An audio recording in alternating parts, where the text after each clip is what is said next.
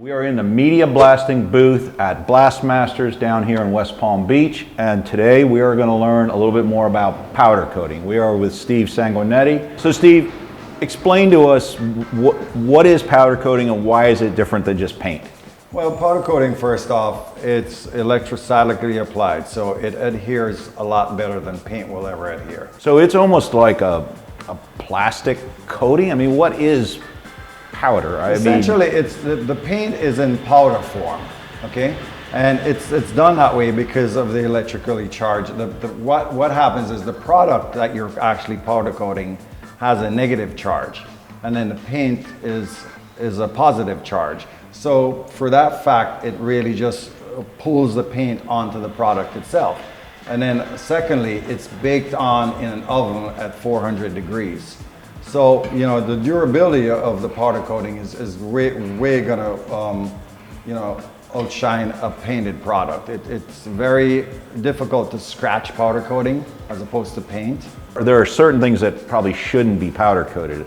I mean, powder coating hides cracks pretty well. So yes, on for example, race car suspension, you should never powder coat race car suspension because you can get cracks in that weld and it will never show up. You could have that crack behind the powder coating. Where with paint, if it's cracked, it's going to also crack the paint, and that will definitely show there also, you know.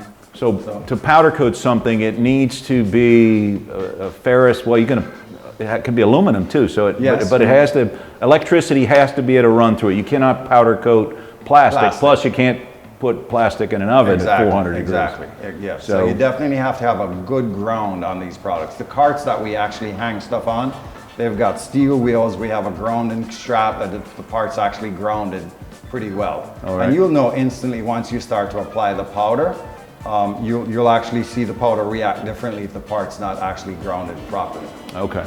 So these are some parts from our 65 Mustang project car. We're going to get them powder coated here. And the first step is to media blast them. You have to have it absolutely bare metal and absolutely clean before you can powder coat. Yeah, first off, you do want to have it clean. You want to have it 100% grease and oil free. And you want to have the surface with some kind of texture because just like paint, you want it to adhere properly to this. A lot of these cheaper products that you get that are powder coated already from some factory, they'll just powder coat right over the bare metal, and that's why you'll find that powder coating will eventually flake off. You'll get corrosion behind it.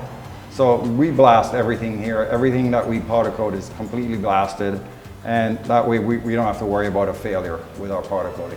So I know this isn't going to make you any money, but if you had a home kit, do you have? You do a lot of this, so do you have any tips to help a guy get through that? Yes, I think the main thing is follow the instructions on the powder. All powders differ with curing time.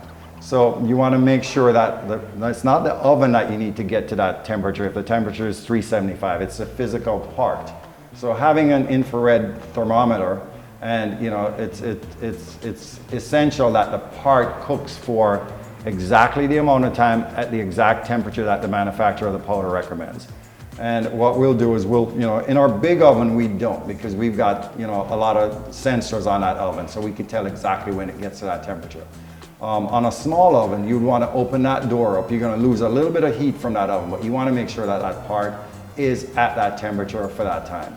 If the product does not cure properly, it scratches a lot easier, and you'll definitely get a paint failure, a powder coating failure. Okay.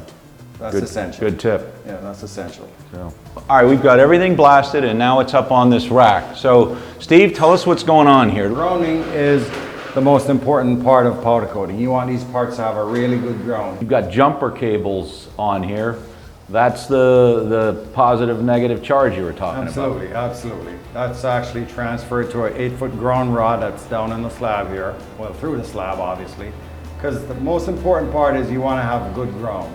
If there's not a good ground, you'll actually see a little bit of static electricity off the top, and you know you don't have a good ground, the powder will not stick.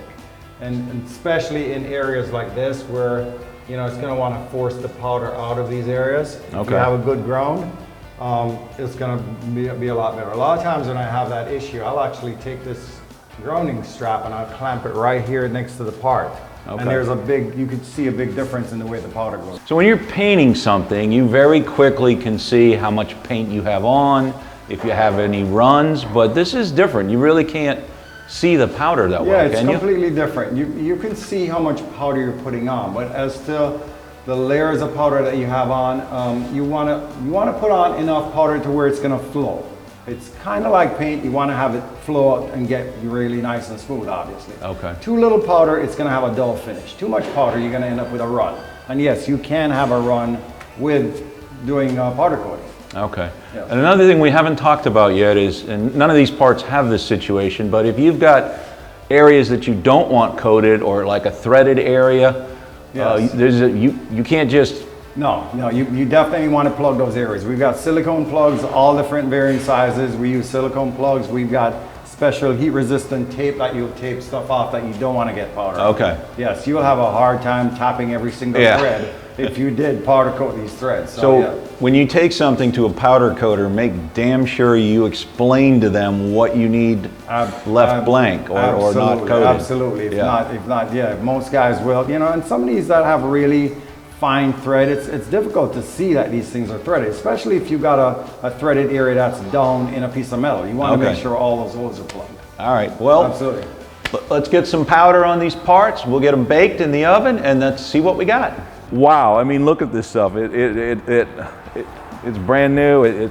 I guess as it cures, it gets more durable too, right? Yes, it really does, yes. So, this is called a chassis black, and it looks more like an OEM finish. It's just what we wanted. Looks really like an OEM finish. And we use that a lot, Steve, again, I want to thank you very much. Our readers probably know your name because we've done the last 6 or 8 project cars with you guys, and always been happy, reasonably priced, never screwed anything up.